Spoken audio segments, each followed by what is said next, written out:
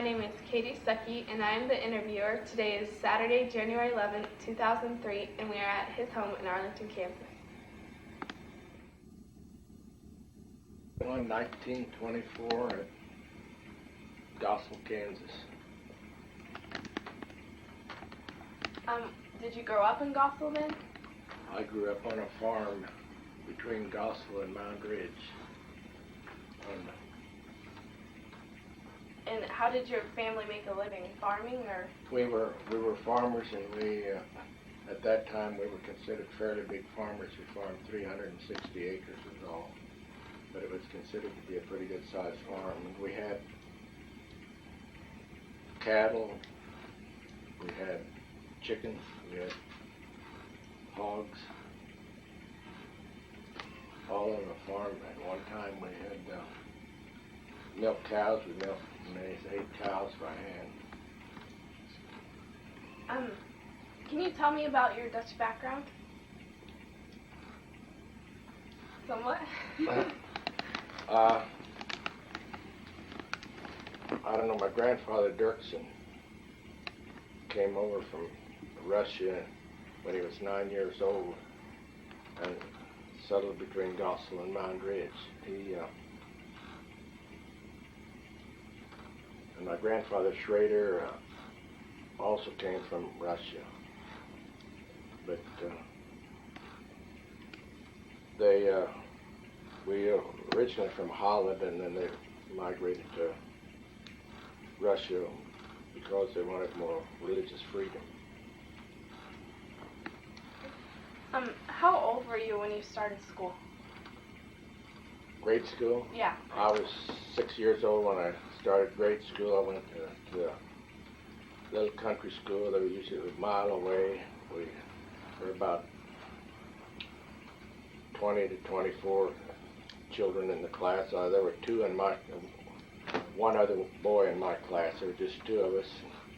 This country school had no running water, no anything else. We got water at the pump, brought it in. We had outhouses out and back, one for the boys and one for the girls that we'd go to, and there was a little barn because a lot of them rode horses in, and horse and buggy. We had a little horse and a pony that we drove sometime. Most of the time we walked. And you just walked a mile to school? Walked a while to school and back. There were always neighbors also coming in to walk with us. Usually they lived a half a mile away. Can you tell me about your other educational background? Like, you finished high school and went to college? I finished Gospel High School, and then I went on and graduated at Bethel College at Newton. While I was in college, I drove from home the first quarter usually because I was raising turkeys to work my way through school. That's how you worked? That's how I got money, and I also did some carpenter work, and I worked in a filling station. And when I graduated from college, I went on and went to Langdon, Kansas, and got a teaching job. The salary was $3,000 a year. Was that a lot back then, or? That was better. Some of them went out west, and some of them got $2,600 a year, which was, I got more than the rest of them got, and I got more than my college professor did. What he was getting. So it was supposed to be a pretty good job. How old were you when you graduated high school? I was 17 when I graduated from high school, and then I was, 23 or 4 when I graduated from college. After I started teaching a while, I went on and went to Emporia State and got my master's degree. At Emporia State, I always took some courses at Wichita U. Did most of your classmates finish high school and go to college, or was that unusual? No, most of them, there were very few. I think there were only about out of a class of, I think there were 42 in our class, and there were probably only about 4 or 5 that went on to college. Most of them just went back onto the farm and farmed. I went to college for the main reason because I wanted a little more education than the rest of them had. and I intended to come back and farm, but there wasn't enough farm ground around, so I went to teaching instead. Is that during grade school? Did you help your family out on the farm, or did you? In grade school, we always worked on the farm. Of course, after I got a little older and started going to high school and stuff, we milked those 8 cows by hand, and we had about 200 chickens and used about 25 or 30 hogs and about 40 or 50 head of cattle. So we did all those chores before we went to school, in the morning and evening both.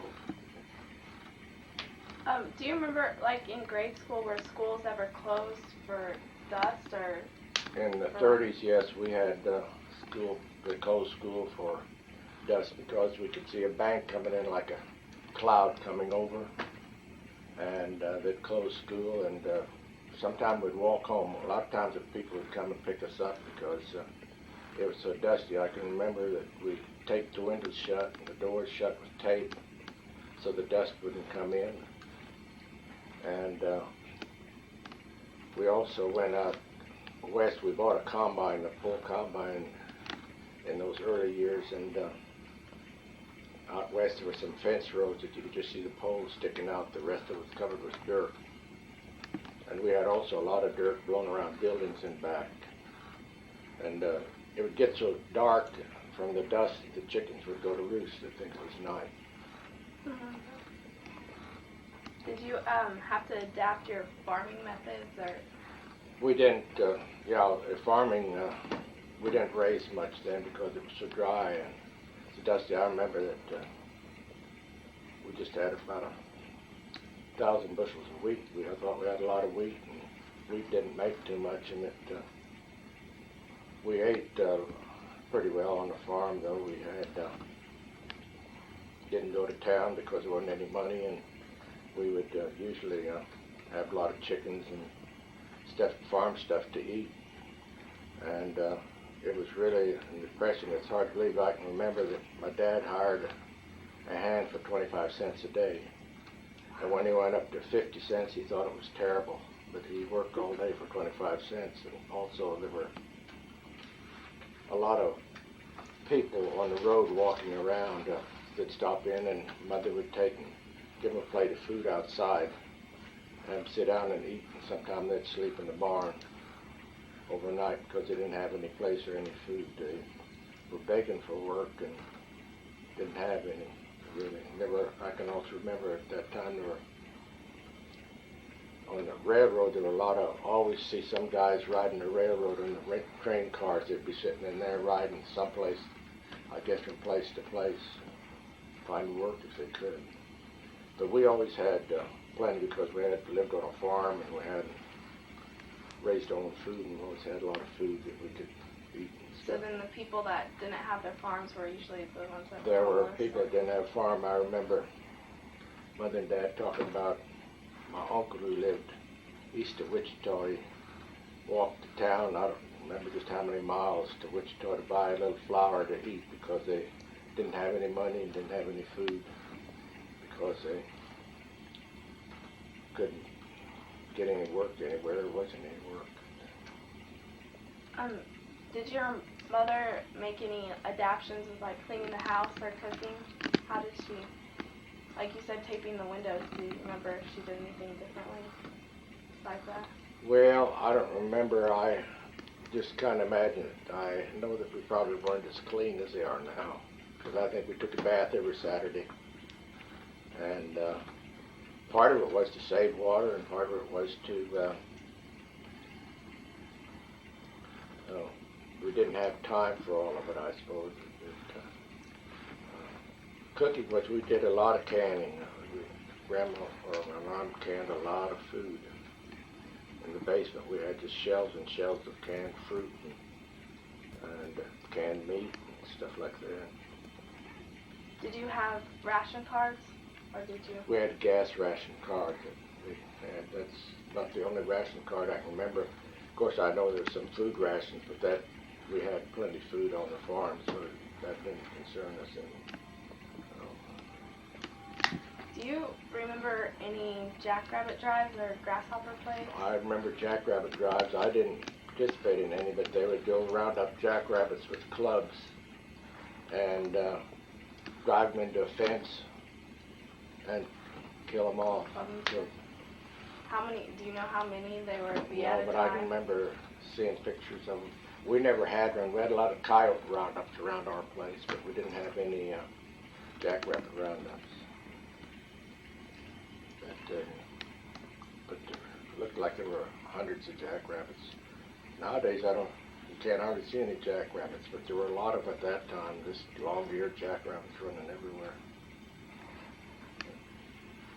What did you do for fun or entertainment when you were younger? Well, even after we were a little older in grade school, we lived about a mile and a half from a creek, and we'd do a lot of fishing and swimming over there. And that's about the only entertainment we had there at that time. We'd play some games. And later on, when I got in high school and older, I played a lot of baseball. And, did you ever go into town on the weekends or anything, or? Not very often. During the 30s we didn't, or later on after, in the middle 40s I went to town more, but in the 30s we'd never go to town. I don't suppose we'd get to town once a month, maybe, if we did then. And then you just go to the Go to country buy store? groceries, and that would be it. We didn't, I can still remember when we'd go into Newton. There's a hamburger stand on the corner. That hamburger's 5 cents. So at that time, 5 cents was quite a bit, though, it seemed like. Yeah. How did you hear about World War II? Oh, I think there was a filling station that we'd hang around in, and I think somebody came in and said that Pearl Harbor had been bombed. In those days, we didn't get news as fast as you do now, and we didn't listen to the radio much because we had a battery-operated radio. We didn't have electricity in the house, so we had a battery-operated radio, and we didn't listen too much. But that's somebody came in and said Pearl Harbor had been bombed, and that's. Do you remember any specific radio broadcasts from when you did listen to it, or like when the president declared war? Do you know? Well, I remember hearing that on the radio that Roosevelt said that Pearl Harbor had been bombed afterwards, and I don't remember if it was a day or two afterwards that the war would be declared in Japan. Did anyone in your family fight in the war? My brother was drafted and went in the army, and I don't remember. I think he was in about 3 years, and he went overseas for about 6 months. Went to Germany.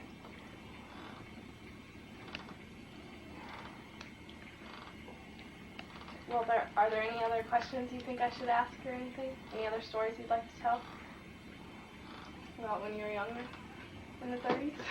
In the 30s? I don't know. It was, I guess, it's hard to realize how much different it was then, that news didn't travel very fast. We didn't get around much. We did have a telephone. My grandfather had his own telephone line, which we ran to all his children, which were probably, 5 of us living apart. They ran the telephone line to each one of them, then on into Goshen. It was a family line. It went 8 miles into town, and we had kept it up. Our number was 3 long rings that when that would be, it would be our signal for us to get on the line. But a lot of times when the telephone rang, everybody would be on. I can remember in a cold winter snowy day that the whole family was on the line visiting back and forth. That's how much it was snowing and what was going on.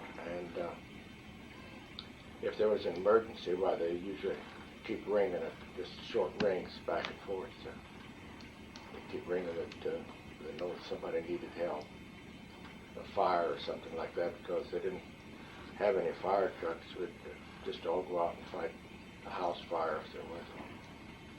Do you remember any specific dust storms or anything that were especially bad? Did they hurt your livestock or farming? Well, I don't know. I vaguely remember the one day when they came up and got us out of school that it was so dark that we had to turn the lights on and you couldn't see. And coming home, we were just little kids then, but it was hard to breathe and dust getting in your mouth. There was quite a people died of dust pneumonia because it was just pretty bad. It seemed like there wasn't too much wind, but it would just hang in the air.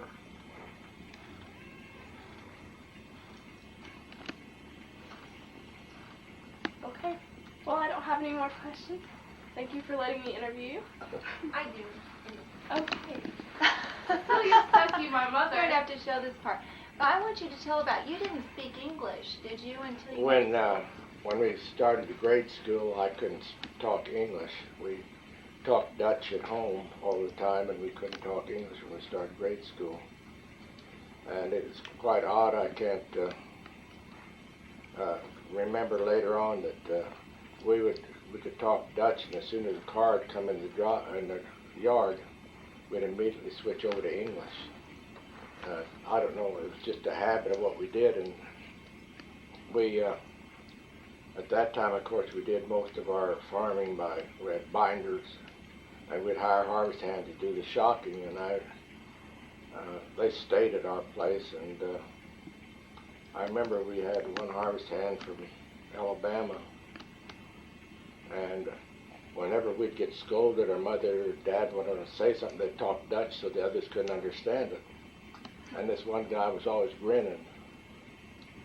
We found out later on that he talked Dutch, and he could understand what was going on, but he was... So did you learn English just by going to school? Did they teach you English, or did you just have to pick it up? We picked it up in school. I suppose we knew a little English, but not very much, because we'd always talk Dutch at home. And did your parents learn it from you, or? No, they knew English. They knew. Apparently, we didn't. But for some reason, I don't know why, we always talked Dutch at home, but not English. I think about the thing in grade school, it kind of bothered me more than anything else. I was left-handed, and they all thought that was a great big no-no, and they tried to make me write with my right hand, and I had to hide it and write with my left hand because I couldn't write with the right hand, and they insisted that I should be right-handed and not left-handed because it would bother me the rest of my life. But I kind of went out on that one.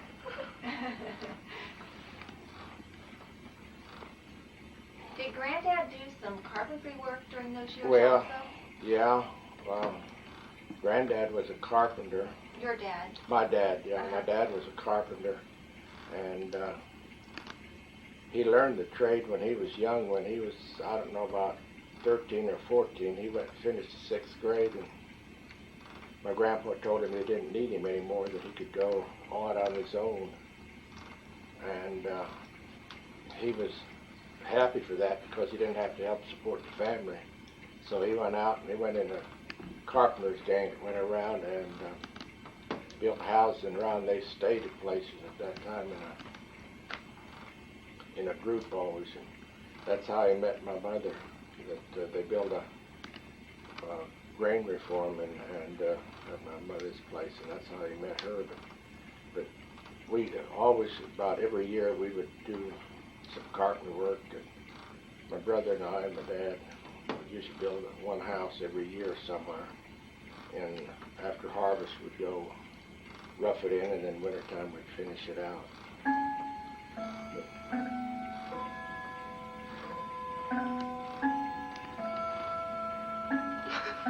Did you even do that during the 30s? Were there people wanting homes built during the 30s? When you were that small? Or how old were you when you did that? Well, I started, I suppose in high school at the time when we did carpenter work, but I started working on the farm. I'd plow all day. When I was 9 years old, I started plowing. And I worked on the tractor all day on the farm when I was 9 years old. And, but the carpenter work, we were older when we did that. But one thing we liked about the carpenter, we got to keep the money that we'd earned, and my dad told us that we got paid according to what he did. If we did half as much as he did, we got half his wages, and if we did as much as he did, we could have his same wages as he did. So that was kind of incentive to work harder and do more. Did most of the kids your age help on their farms, or did they Most have of them did, and because we couldn't travel that much really. Because there just wasn't any money at all at that time, and we were lucky that we could get out and do some work to earn some money. Really. Any more questions? Do you remember when the war ended? Do you remember when World War II ended? Oh, yeah, I kind of remember when, but I don't remember. There was all celebration, of course. I don't know just how quick we heard it. News, we didn't look at the news then, but we just didn't have a radio and TV like you go sit down and look at the evening news now. We didn't know it. You just somebody probably told you the war was over, and you'd say, "Oh, it is." I can remember when I saw my first TV walking down Main Street at Duke. There was a little TV set about 10 by 10. They had it running, and it was all foggy and all. What year would that have been? Like in the 50s? Or? Yeah, it was just a little old set, and it wasn't much on. Of course, there weren't many TV stations then either to really have news.